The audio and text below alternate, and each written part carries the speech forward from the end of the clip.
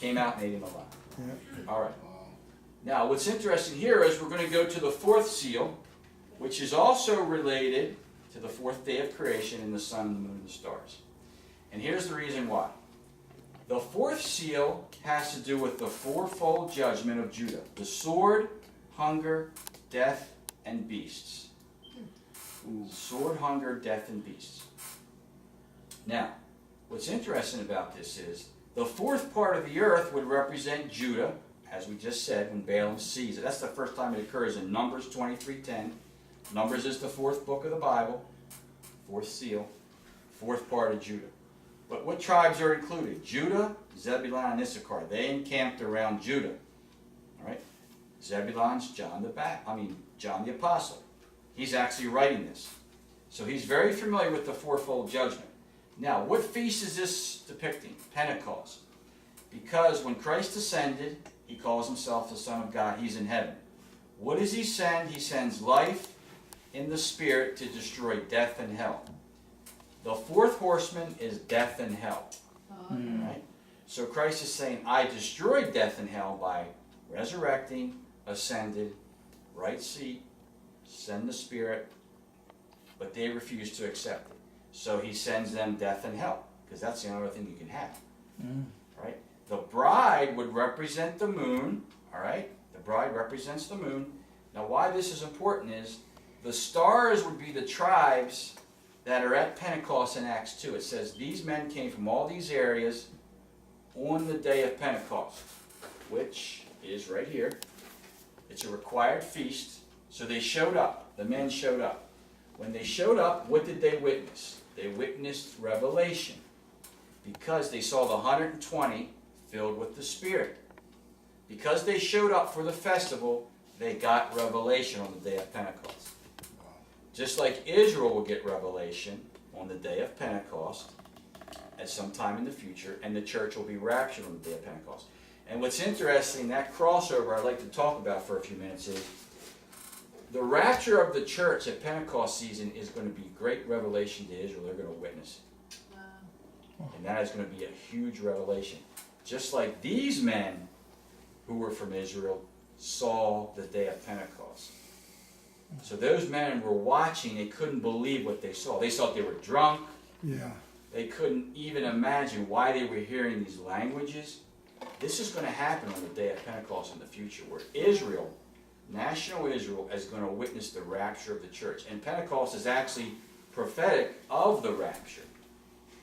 A future corporate Pentecost when the church will be raptured. So when we saw these signs for Israel this holy season that just passed, we know our redemption is drawing even closer. Yeah. Because he's sending sign to Israel. Wow. Oh, yeah. Because there are still people in their prevenient grace or pre-salvation state who are from the nation of Israel. They're going to be saved over the next couple of months. But the church, when the church is raptured on a day of Pentecost, it's going to be a great witness to the nation of Israel. In fact, it's going to be the best soul-winning day in history. Wow. Yeah, just like the first day of Pentecost, Peter's. Yeah. When is Pentecost? In the spring. Well, this is what's sad, is most people in the church today cannot tell you when Pentecost is. But it's the birthday of the church. Yeah. We're going to talk about that, Okay. not at the next few minutes, but we're going to talk about it. Okay. But that's a good question. Yeah. But it's always 50 days after, Passover. Yeah, the 50 first. days after Resurrection Yes, Day. Oh, the 17th. 50. 50 días Okay. de la resurrección. So, what's interesting is, Mes y medio. right around Easter, when you see Easter time, it's usually approximately 50 days. Casi 2 meses. sí. Now, the reason this is important is when you're witnessing to people and sowing the seed, whether it's on a Saturday or a Monday or two, is this seed is not going to return unto God void. So as you're witnessing, we really should be witnessing now in the Spirit, as we should always, but we should be witnessing about Pentecost, because this is the date they're going to observe. This crossover between Rachel and Leah, which is always the date of the bride's wedding, Pentecost. Sinai was Pentecost, when God said, I want to marry Israel. Will you accept me? Remember that? First covenant. When's the second covenant consummated? Earnest is on Pentecost. All right, at a future date in Pentecost, when they witness this event, when Israel witnesses this event, it is going to be an incredible witness to Israel. This is why the serpent is attacking Israel in Revelation 12, because they're witnessing this. And the revelation is so great that immediately you're going to see people sealed with the Spirit, 144,000, and then when the time of Jacob's trouble starts, they're going to look at that feast of Pentecost and realize what happened. Because who's going to actually be raptured? Many Jews and Israelites are going to be raptured in that. People who've been witnessing for years. It's going to be an incredible day. Any questions about that? Because really, when we were looking at the Feast of Trumpets a few weeks ago, and now we're in Tabernacles or Sukkot, these are great signs to Israel. And we're going to talk in a few minutes some things that are going on in history right now in Jerusalem and Israel that are actually showing them that your time is drawing near, the time of Jacob's trouble. Yes? Got a question. What have you seen any reaction from rabbis, Jewish people All the time. concerning those signs in the sky that we saw? Yeah. As a matter of fact, Messianic rabbis in particular are always interested in these blood moons and these solar eclipses, what they mean prophetically. But now even rabbis who necessarily do not believe in Jesus or Yeshua as their Messiah know that these are great signs for Israel. And many of the rabbis are saying Mashiach, they call him Mashiach in Hebrew, Yeah, Mashiach ben David, is actually about to appear in Israel. yeah. I've But seen they that. believe he's going to appear for the first time.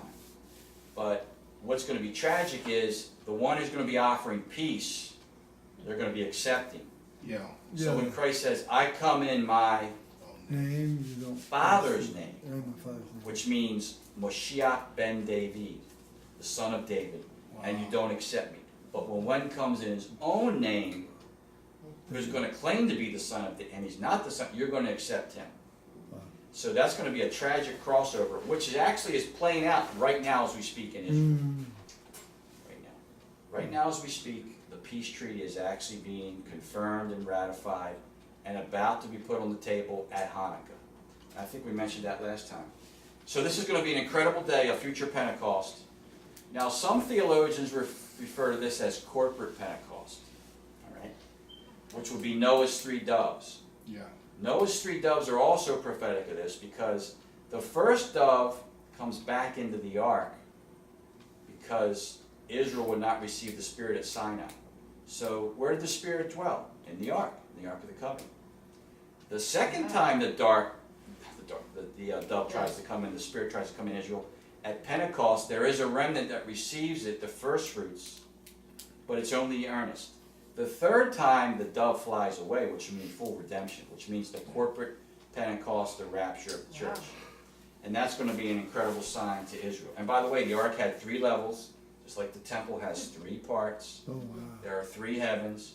So you see that Trinitarian structure. It's impossible not to see it. Trinitarian structure. Yep. Big question. He also released the raven. What does that represent? The raven was actually a picture.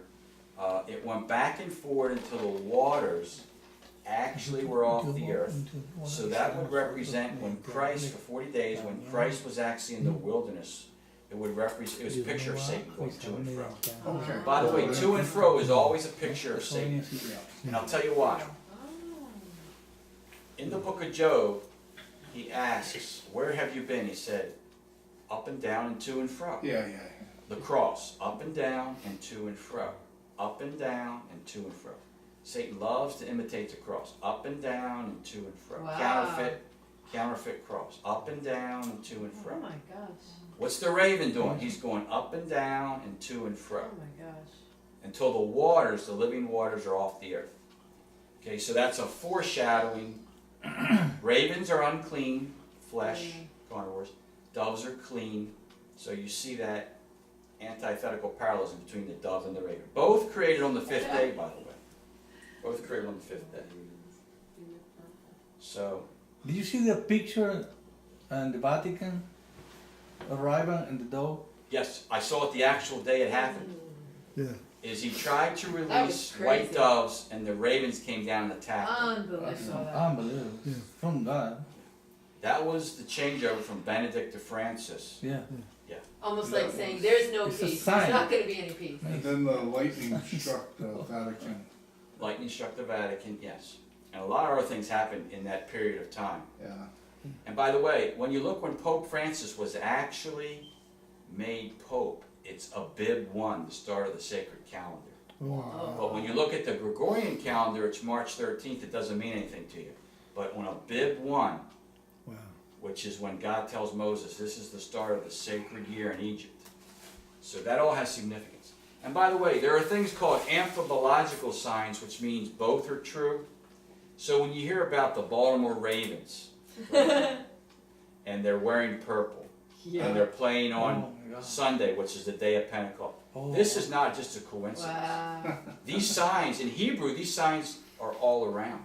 Oh my I'll God. tell you another great sign. Wow. And if you use this, don't take it the wrong way, but it just gets you thinking, is Yahoo is actually the Hebrew name for God. Oh, Yeah. Oh okay. my goodness. So you say Jeremiah in English, but in Hebrew you say Yeremiyahu. So when you hear Yahoo, it's actually mocking and blaspheming God's name all across America. And their color is purple. Wow. So these things aren't just, I could give you 1,000 other ones, but I'm not going to go into them. They're not mere coincidences. There No, are no, many no. other ones going on. Every day they're going on.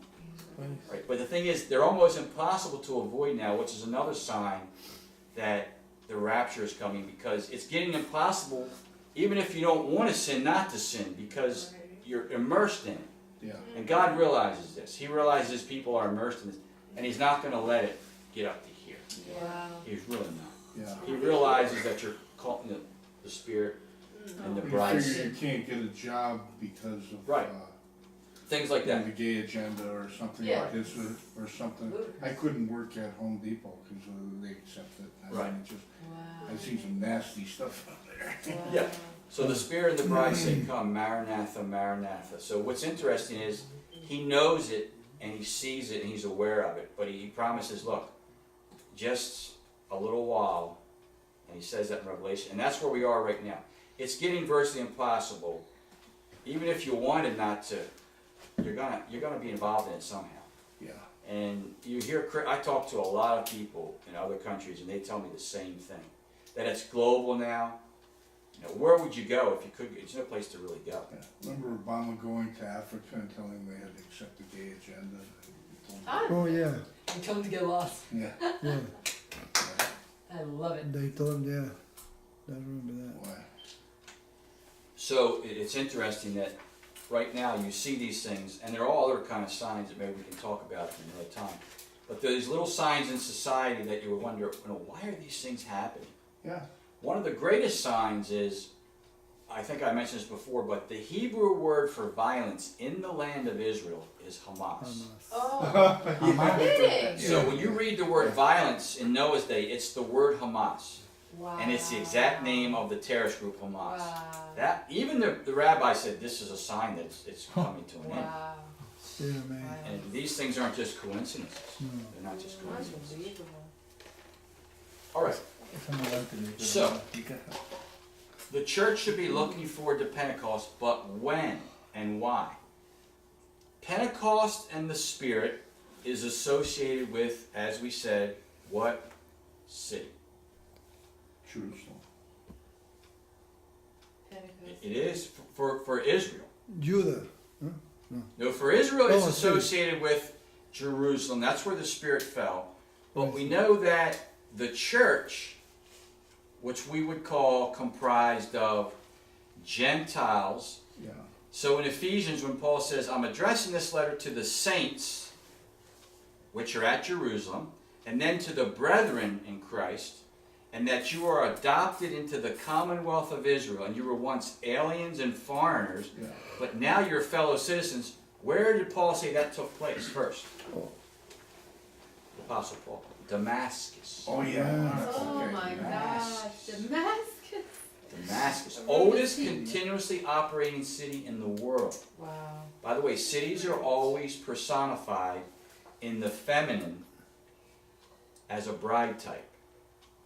Cities are always personified in the feminine. So here's Christ in the capital of Samaria, right? He's in Samaria, the capital city of Israel, northern kingdom. There's a woman there, woman at the well. So what he's saying is Israel is an unrighteous woman, and she needs me as the righteous bridegroom. So Damascus is a bride type. How do we know? Eleazar of Damascus, type of the Spirit, goes to get Rebecca in Syria. Rebecca's from Syria. Padan Aram, Haran, in Syria. All right?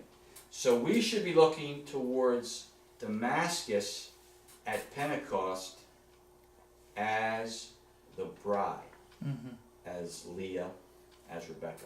Rachel is interested in Jerusalem. In Jerusalem. Where does Rachel die? On the road to Jerusalem, giving birth to Paul, Benjamin. Wow. This is not a coincidence.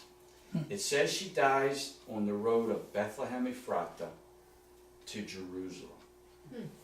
So Rachel is looking to Jerusalem. Who does Matthew say is weeping for her children? Rachel. Jeremiah's prophecy is the I always fulfillment. wondered about that, because I thought that we, with Bethlehem, and is that the area where Rachel was buried? Yes. Okay. Bethlehem Ephrata, she's weeping for her children. Now why this is interesting is that area is associated with the tribe of Judah and the tribe of Benjamin, which comprise the kingdom of Judah, whereas the other 10 tribes are north, which is the kingdom of Israel. So the reason this is important is Leah and Rachel are bride types. And this time of Jacob's trouble has to be resolved. It starts in the first book of the Bible, which is Genesis, but it's not resolved until the 6th